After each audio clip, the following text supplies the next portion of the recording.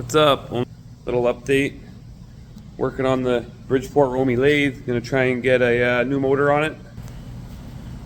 This motor's had a burned out high-speed winding, and I figured it's time to swap it out.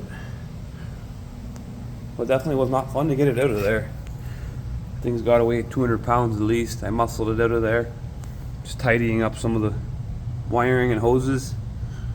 And turns out the pattern is the exact same. So I think I'm gonna make spacers on the lathe, the broken lathe. Now I'm gonna have to go use a friend's lathe to adapt to these larger holes, make a pulley adapter, cut off this foot mount, and get it going again. Get back to the good stuff, car parts.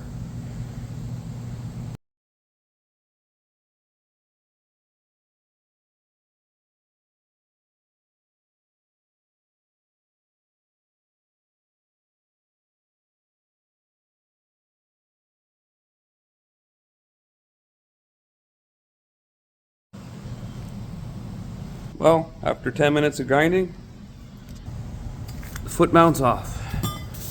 Clean that up, paint, get ready to make spacers.